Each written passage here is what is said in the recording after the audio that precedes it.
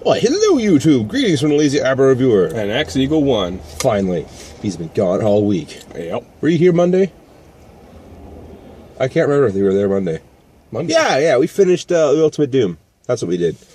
So anyways, we didn't watch an episode today. I was going to do the Season 1 recap on Friday, but it just wasn't happening, apparently. So, what we're doing today is the Season 1 recap, just to kind of look back on the season, and I don't know, what were your thoughts on it? Sorry. Broad subject. Stop eating. It's McDonald's. Yeah, I know. Of the first season? Brought to you by McDonald's. Yeah. The first season was awesome. I mean, was it really, though? It was awesome. I mean, I like season 2.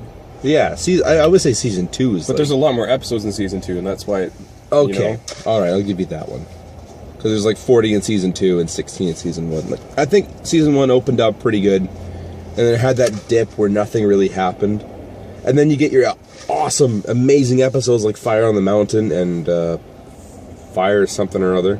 I like Fire in the Sky. Yeah, Fire in the Sky and Fire on the Mountain were really good episodes. And you get your garbage episodes like the one with the antimatter. And we were introduced to Chip, and there's so much garbage going on there. The acid rain on Cybertron. And there was that too. and Chip is just fine. Yeah. So long as you have determination. As long as you have courage. Courage, yeah. And then there was that line in Fire in the Sky where it was like, Skyfire will always be alive. So long as we have freedom. But it doesn't matter because we're going to do about 3 episodes later. They might as well faded out the background to American flag. Just kind of waving. So long as there is freedom. And just oh my goodness, like rising up into the sky, and it's just like the flag in the air. And that has to be a short now. Jetfire dies and Optimus just goes on this weird tangent. Jetfire can still talk. Yeah, guys, I'm just right here, guys. Still alive. My fin's sticking up. Just kick some snow over it. Nope, he's gone. I like how what was it? We were introduced to a lot of personalities. Like we understand who Brawn is, who Huffer is, who Optimus is. Like we get the scope of who they all are, essentially. Yeah. Like it's not just these are names and whatever. And I guess now watching them old enough to understand a lot of these things, or also being awake enough to understand these things, because I watched a lot of these episodes at 3 in the morning when I was a teenager, because my mom didn't like Transformers in the house. So YouTube was great back then. So it's nice to see them now and actually know what's going on. Like, I didn't get the hype around the Dinobots, and I didn't get the hype around the Insecticons, and now watching these episodes is like, oh, they're so cool!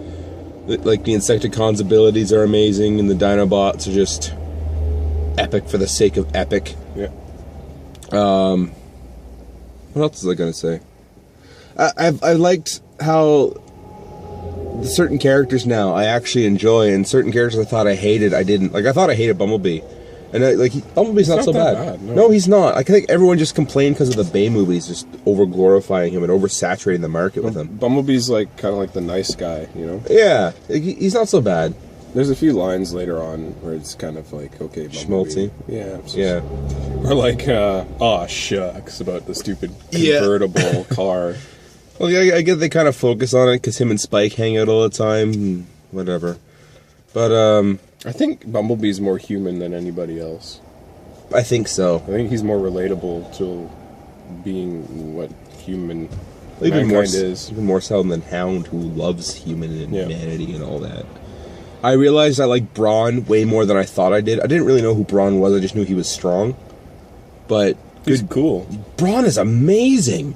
He's got this personality where he's like, he knows he's tough, but he's not bragging about it. No. Wow. Just moderately, like bring it on, you know. Yeah, like, pretty much. It's not like I'll get the door. Yeah, just runs through a wall. That. It's not at all like he's just bragging in front of all the other Autobots where it's like, I'm the toughest, you can't beat me. Yeah. But he'll taunt the Decepticons or wherever. But like Brawn is cool. I like Jazz, but I wish he had more of a role. Like you keep saying he has more of a role later. He does, yeah. But like I think it's interesting that like they keep pushing the mini bots. Those are the characters we get to see the most episode and most screen time. Yeah. And I think that's a product of the toys being cheaper, and therefore we got to push these characters more so kids will buy them. Yeah. $5 figures as opposed to $10 deluxes or G1 cars or whatever. I think that's all I gotta say. What would you rate the season as a whole? I don't know. Let's do it out of 10. Yeah, I was about to say that too. I'd say 6.5 or 7. Like, it's not... Like, it had its good moments. Yeah. But it wasn't perfect. I'd say 7. Yeah. Like, it is good. But it wasn't great. Yeah. Yeah. Which, apparently, we're going to get into great. But, yeah. That was our recap of Season 1. You know what I want to know, though? Does Dr. Arkeville ever come back? I don't think he does. No, I don't think so. It's like... I don't remember him coming back. I think there's another character that helps out the Decepticons later, but nothing like him. Yeah, I think there was, but it was like Dr. Arkeville was there for the Ultimate Doom. In the next episode, Countdown to Extinction, he tried using the Collector thing, and the Sentries just zapped him to Kingdom Come. Yeah. And so Starscream had him rebuilt into like a half-cyborg thing. And he's like, what have you done to me? He's like, oh, that's what happens to people. I'm sorry, we don't have fleshly components here. And he's like, you turned me into a freak. And then it was immediately after that Starscream runs off, and we never see Arkeville again. There was no conclusion to his storyline. There was no anything. It was just, he's half cyborg, live with that. He's on, maybe Shockwave killed him. I'll bet he did that.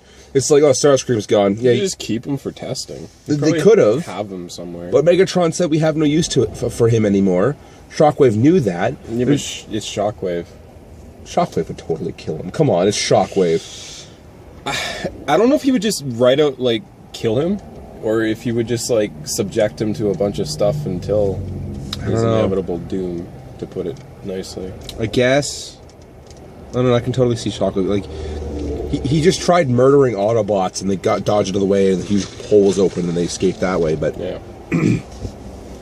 He's cold and calculating, and if Arkeville didn't serve his purposes, he would have just wiped him out. Yeah. I can see Shockwave doing that. It does annoy me that Arkeville never, ever got mentioned or whatever. That he's half cyborg. We'll leave it at that. Oh well. What can you do? So anyway, yeah, that was Season 1. I quite enjoyed it. I'm glad I watched it this way, again. It doesn't get any more G1 than Season 1, so... Pretty much. This is the epitome of, like, if you want to know what Season 1 is, or G1 is, you go watch Season 1. The original characters. Yeah. Before it start getting really, really full of different characters. And there goes Ratchet. Characters that aren't needed. Yeah. Characters that are like one-offs. Crimzeek and Nightbird. Yeah. Yeah. I mean, you know what? Nightbird is really cool. Well, she is, but it's just one episode. It's just one episode, but, I mean... And that Headhunter guy. Oh, yeah. Have you been watching ahead? No. Like I said, I've seen the whole thing just a long time ago. Man, it'll bring back memories. I can't remember the name of that episode, but I remember really liking it. It starts getting into, like, more PSA in Season 2. Oh, does it really? Yeah, for a few episodes. Like, these guys are obviously in a gang, and you gotta watch out for your... Oh, right, like, I think that was Make Tracks or something. But anyways, that's Season 2, and now we're starting to review that at the time. Well, spoilers. It's kind of like what we're going to get into. I guess, like a brief little... Anyway, tomorrow we're watching Autobot Spike, so look forward to that, I guess. And, yeah, we'll see you later. Take care, guys. Back to Cartoon Carpool.